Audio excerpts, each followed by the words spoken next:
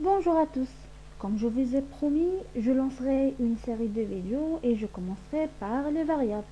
Ce que veut dire une variable, quelques points très importants pour commencer à programmer en utilisant langage C.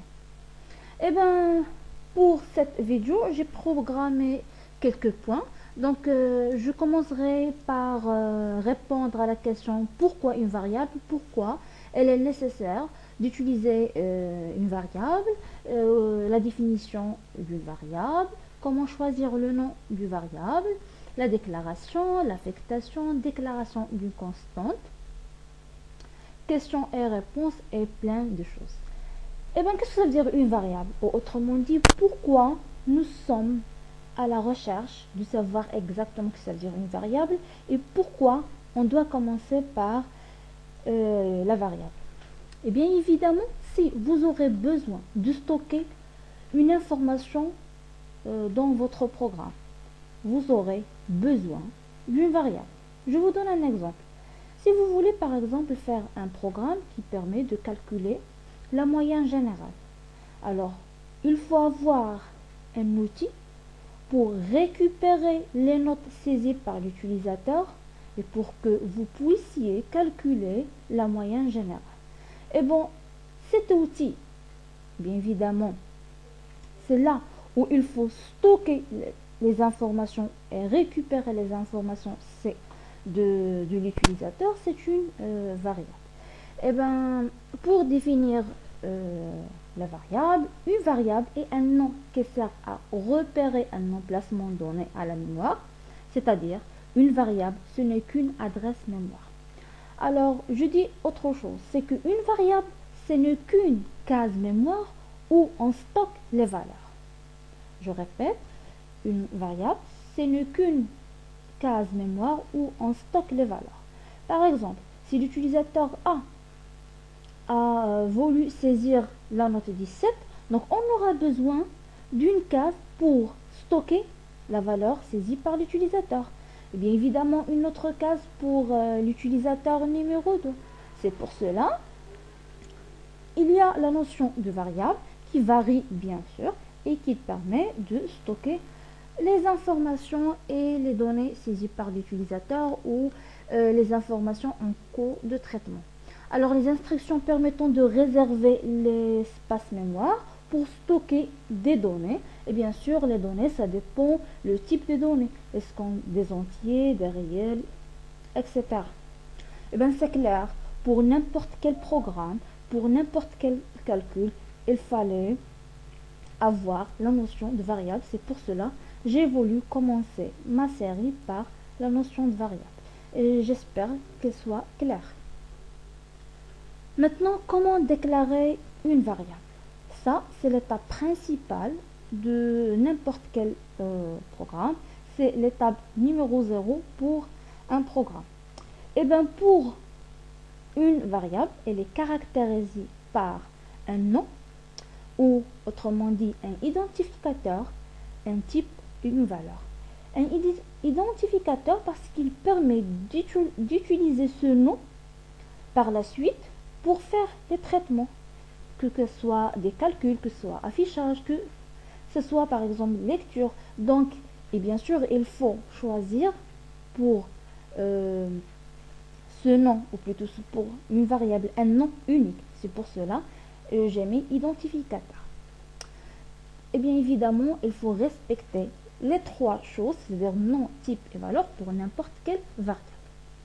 Maintenant, je vais vous montrer comment déclarer une variable. Eh bien, pour déclarer une variable, je viens de dire comme quoi il faut avoir un nom. Je vous montre ou je explique comment choisir le nom de la variable parce que le choix ne fait pas au hasard. Il y a des règles obligatoirement à respecter. La première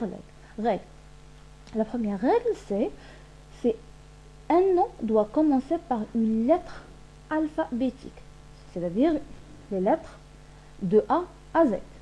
Je vous donne un exemple. Par exemple, A1, c'est un nom valide. Pourquoi? Parce qu'il commence par une lettre. Par contre, 1A, c'est un nom invalide. Pourquoi? Parce qu'il commence par un chiffre. Deuxième règle. La deuxième règle, c'est que Il doit être constitué, c'est-à-dire le nom doit être constitué uniquement de lettres de A à Z, de chiffres de 0 à 9, ainsi que de soulignements. Soulignement, c'est-à-dire tiré du 8. Et bien évidemment, il faut éviter les caractères de ponctuation, les espaces, tous les caractères spéciaux. Il faut juste utiliser soit les lettres, les chiffres ou les soulignements. Je vous donne des exemples. Alors, carré X, donc c'est un nom correct parce qu'il est constitué que par des lettres. Carré avec tiré, carré 8x, c'est aussi il est valide. Par contre, deuxième carré x qui est écrit en rouge, c'est un nom invalide. Pourquoi? Parce qu'il y a l'espace. Deuxième carré x, c'est incorrect. Pourquoi? Parce qu'il y a tiré de 6. Et la troisième, c'est incorrect. Pourquoi? Parce qu'il y a point virgule. Et bien sûr, j'ai dit, il ne faut pas avoir des caractères spéciaux. Pour la troisième règle, le nom doit être différent des mots réservés du langage. Par exemple, int, float, else, switch, case, default, for, main, return. Pourquoi? Parce que ces mots sont déjà réservés, ils ont déjà un rôle dans le langage, donc il faut obligatoirement éviter ces mots. Et un nom, bien sûr, il faut respecter la longueur, c'est que le nom doit être inférieur à la taille maximale spécifiée par le langage utilisé. Autrement dit, il faut avoir un mot qui est soi-disant court. Alors, juste un conseil, pour la lisibilité du code, choisir des noms significatifs qui décrivent les données manipulées. Par exemple, si j'aurais besoin d'un programme qui permet de calculer le total de vente ou un total, donc je préfère utiliser le mot, par exemple, le nom de données total vente, comme ça, ça sera lisible, comme quoi cette donnée est faite pour calculer le total. Par exemple, si j'aurais besoin d'une variable où je vais stocker les prix TTC, j'utiliserai le mot prix TTC comme il est écrit sur l'écran, ainsi que prix acheté. Bien sûr, ces mots sont corrects. Pourquoi? Parce qu'elles respectent les 4 règles que je viens de citer. Je vous donne un autre exemple. Si par exemple je déclare un nom de variable par prix avec S, note double T, total avec double L et somme pour représenter la somme. Est-ce que cette déclaration est correcte ou incorrecte? Eh bien, évidemment, il y en a certains qui disent comme quoi le mot, par exemple, prix est incorrect. Pourquoi? Parce que le mot prix en français, ça s'écrit avec S. Plutôt avec X, non avec S. Et bien sûr que deuxième mot, la note, ça s'écrit avec T. Eh bien, juste une remarque, c'est que ça n'a rien à voir. Les noms ou les mots en français avec la déclaration en langage C. On peut utiliser n'importe quel mot, même s'il est incorrect en orthographe, il suffit de respecter les 4 règles. C'est pour cela que je vous dis attention. Donc il ne faut pas faire la ressemblance entre les mots et les noms en français avec la déclaration.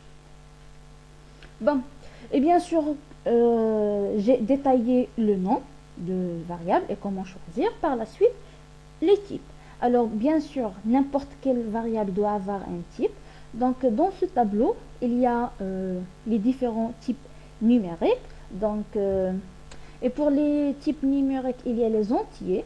Ce sont les 3 premiers du tableau.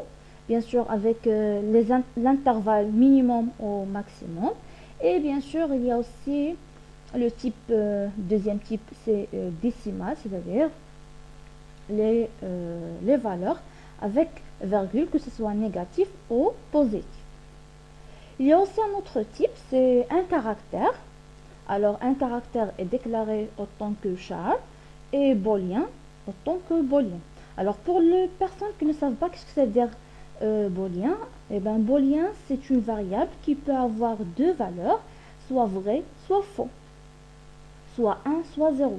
Et dans le langage C, il peut avoir deux valeurs, true, c'est-à-dire vrai, et false, c'est-à-dire faux. Pour la déclaration de chaîne de caractères, je l'ai laissé pour les prochaines vidéos quand je détaillerai les chaînes de caractères. Alors voilà quelques exemples de déclaration. Pour déclarer une variable, il faut préciser le type, par la suite le nom choisi. Alors par exemple, si j'aurais besoin de la variable somme, je vais choisir le nom somme pour ma variable. Et bien sûr, si cette somme elle est de type entier, je vais utiliser le type qui est int, espace, et le nom de la variable somme. Alors voilà, int somme pour déclarer la somme, float c'est-à-dire un réel, moyen, char pour déclarer un caractère, double aussi c'est un réel f, et bool c'est-à-dire booléen b. Voilà, ce sont quelques exemples de déclaration.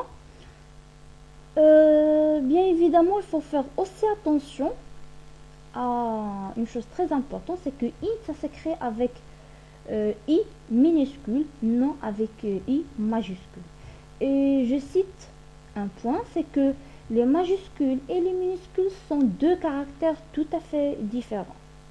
Alors int en minuscule est différent que int majuscule. Et si vous tapez int en majuscule, une erreur qui va être générée. Et bien tout ça pour vous dire que c'est une déclaration invalide. Affectation.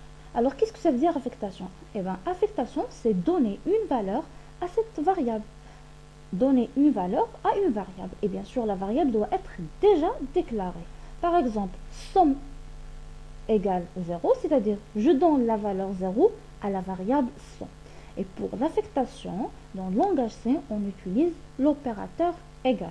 Par contre, bien sûr, dans l'algorithme, on utilise le signe flèche. Eh bien, voilà quelques exemples. Je donne 0 à la variable somme, 0,5 à la variable moyen, sachant que moyen est déclaré autant que float. C, c'est un caractère, je vais le donner l'exemple de A en majuscule, et après somme égale à 2. Donc, je tire votre attention à un point très important, c'est que au premier, j'ai donné la valeur 0 à la somme. Et bien, somme égale à 0.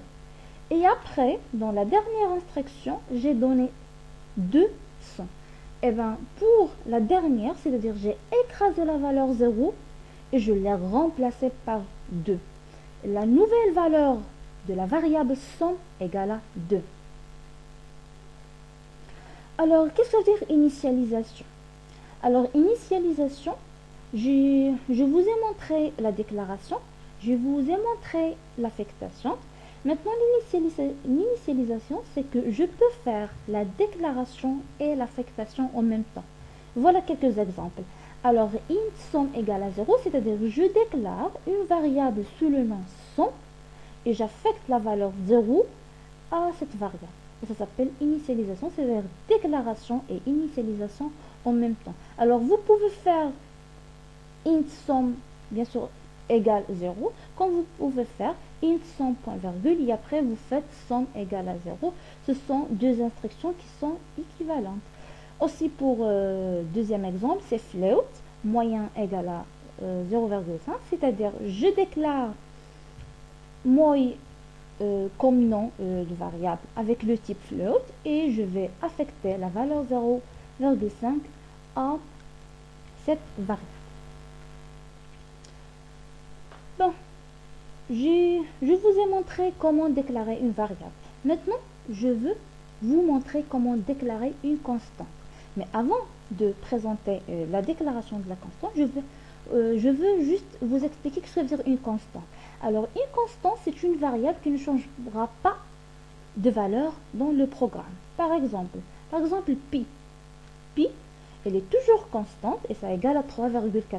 Alors, j'aurai besoin de cette valeur pour mes traitements dans le programme et puis reste toujours égal à 3,14. Eh bien, je peux déclarer P égale à 3,14, mais si je veux insister sur le fait que c'est une constante, je dois précéder la déclaration par le mot const, c'est-à-dire C-O-N-S-T, pour indiquer comme quoi c'est une constante. Et je répète, la constante ne changera pas de valeur. On ne peut ni modifier la valeur, ni faire rien. Ça, c'est pour la constante. Et maintenant, question-réponse. Alors, il y a beaucoup de questions et bien sûr, d'après mon expérience, j'ai reçu beaucoup de questions que j'essayerai de les répondre. Voilà quelques-uns. La première question, comment choisir le type de la variable? Est-ce qu'on a le choix de choisir le type de la variable? Bien sûr, oui, vous aurez le choix de choisir le type que vous voulez. Et comment choisir? Ça dépend de l'exercice et ça dépend les traitements à faire. Je vous donne un exemple. Par exemple, si vous avez un programme qui demande de faire la somme de deux entiers, évidemment, la somme, la variable somme, ça sera un entier. Eh bien, il faut la déclarer de type entier. Si vous avez par exemple un programme qui vous demande de vérifier si un nombre est pair ou impair. Bien sûr, les nombres qui sont pairs ou impairs, ce sont évident que ce sont des nombres entiers. Eh bien, il faut les déclarer en type entier. Si vous avez par exemple un programme qui permet de calculer la moyenne des notes, alors les notes, ils peuvent être des réels, par exemple 13,25, 19,75. Bien, il faut que la variable note soit de type réel, c'est-à-dire float, ainsi que la moyenne. La moyenne doit aussi être de type float. Si par exemple vous avez un texte à rédiger et il faut par exemple compter le nombre d'occurrences, alors dès qu'on parle d'un texte, il y a les caractères, bien sûr, il faut déclarer les caractères autant que char. Si par exemple vous avez un texte qui retourne soit vrai soit faux, alors il faut déclarer la variable autant de type bool. Eh bien, il n'y a pas une obligation du choix de type, mais là c'est la nécessité qui nous oblige à choisir le type. Et bien sûr, le choix de type influence sur le traitement. Deuxième question, combien de variables peut-on déclarer? Bon, bien sûr, vous pouvez déclarer autant de variables que vous voulez. Vous pouvez déclarer 5 variables, 10 variables, ça dépend le programme. Si vous aurez besoin de 3, il faut déclarer 3. Si vous aurez besoin de 10, vous pouvez déclarer 10. Troisième question, est-ce que je peux utiliser une variable sans déclaration? Là, c'est une question très importante et il faut faire attention.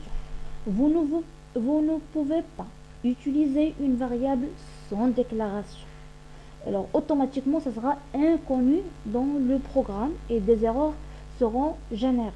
Vous pouvez déclarer une variable sans la utiliser après. Oui, par exemple, vous pouvez déclarer 4 variables et utiliser que 2 ou que 3. C'est pas une erreur. Normalement, vous n'allez pas juste l'utiliser. Mais par contre, vous ne pouvez pas utiliser une variable sans déclaration. Alors, une question qui était posée, qu'est-ce que ça veut dire et quelle est la différence entre initialisation et affectation? Alors, initialisation, c'est la déclaration et l'affectation en même temps. C'est-à-dire, je déclare une variable et je donne à cette variable une valeur d'une manière directe. Par contre, affectation, c'est juste donner une valeur à une variable. Je peux la déclarer au début du programme et faire l'affectation qu'après. Comme je peux par exemple avoir déjà une valeur pour cette variable et redonner une valeur. Donc, soi-disant, il y a une petite différence entre les deux notions. Initialisation, c'est déclaration et affectation immédiatement. Par contre, affectation, c'est juste donner une valeur à une variable. Alors, j'espère que toutes ces déclarations ont été claires. J'espère que l'explication a été aussi claire. J'ai essayé de mettre les questions que j'ai reçues. J'espère que la réponse a été aussi claire. Si vous aurez des questions, n'hésitez pas à les poser en commentaire. Je vais les répondre. Maintenant, je vais passer pour présenter plus d'explications, plus de détails sur diff. Comme ça, vous aurez une idée claire sur la déclaration de variables, la génération des erreurs, ainsi de suite. Alors, c'est la partie pratique qui sera la suite.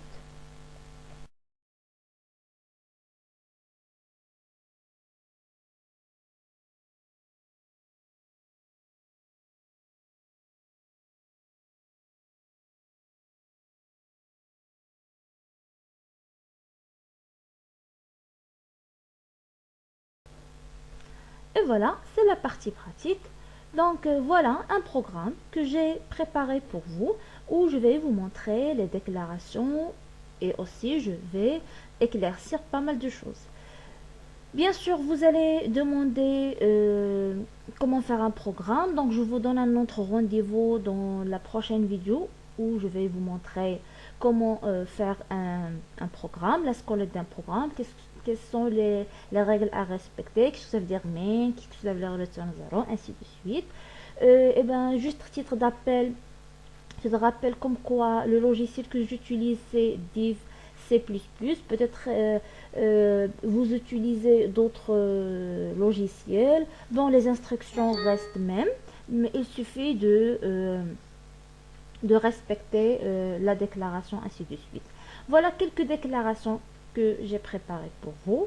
Donc la première c'est prix.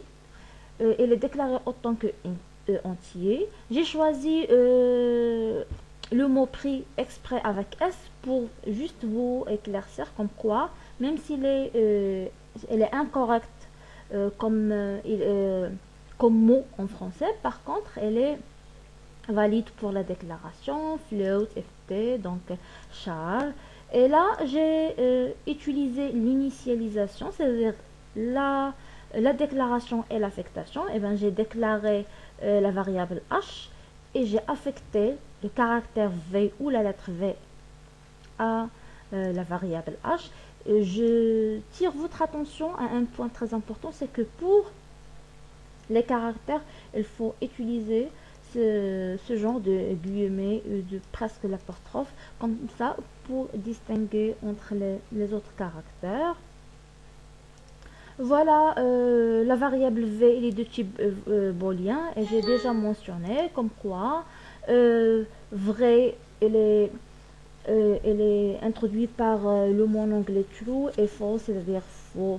Pour la constante, voilà, j'ai déclaré cd avec la valeur 2. Un truc très important, c'est que vous pouvez faire la déclaration de plusieurs variables en même temps. C'est-à-dire, voilà comme un exemple, j'ai déclaré A, E et I et j'ai affecté à chacune de ces valeurs, plutôt à chacune de ces variables la valeur 0. Même par exemple pour prix, je vais par exemple ajouter un autre mot. Voilà, j'ai déclaré deux variables. Bien sûr, il faut qu'elles soient séparées par virgule, non point virgule. Point virgule, c'est la fin de l'instruction.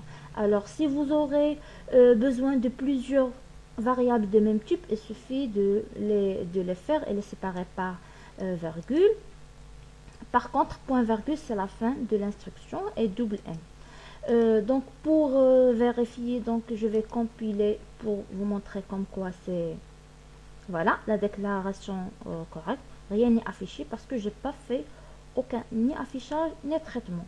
Donc voilà quelques erreurs à éviter. Par exemple, j'ai déclaré prix autant que entier. Je vais utiliser le même mot prix pour déclarer une autre variable et vous allez voir que c'est faux. Par exemple, char prix virgule, non, point virgule, attends, point virgule, voilà. erreur. Pourquoi? Parce que le mot prix ou la variable prix, elle est déjà déclarée. Si par exemple je déclare prix sans S avec un autre mot, ça sera valide. Voilà. Je peux faire l'affectation, par exemple, prix reçoit 10. Non, elle est déclarée autant que chat, donc je vais modifier. Je vais par exemple la faire int. Voilà, prix égal à 10. Je peux par exemple affecter une autre valeur à prix 25. 25, c'est correct. Voilà, la déclaration est correcte. Par contre, j'ai déjà mentionné, il faut bien sûr utiliser une variable déjà déclarée. Par exemple, je vais utiliser total sans déclaration. Voilà, total égale à 150. Je compile. Et voilà, sur le message, sur la barre de message, vous allez trouver total indéclaré, c'est-à-dire il faut déclarer. Et si je déclare par exemple float ou double, ça dépend. Voilà, il n'y a pas de... Donc je ne sais pas s'il y a d'autres questions. Donc tout ce qu'il faut faire, c'est juste respecter la règle que je viens de présenter. Une chose, oui, par exemple, j'ai déclaré CD comme une constante. Maintenant, je vais, par exemple, chercher à la modifier. Je vais l'affecter la valeur 5. Et voilà. Donc, dans la barre de message, read only variable cd, c'est-à-dire c'est une variable en lecture, c'est-à-dire on peut juste la lire sans modifier sa valeur. Donc voilà, j'ai essayé juste de vous présenter sur la partie pratique quelles sont les règles à respecter. Bien sûr, si j'ai oublié quelque chose, je vais la montrer dans les prochaines vidéos. Si vous avez aussi quelques questions, n'hésitez pas à les poser en commentaire. Je vous donne un autre rendez-vous dans le prochain cours et dans la prochaine vidéo. À très bientôt.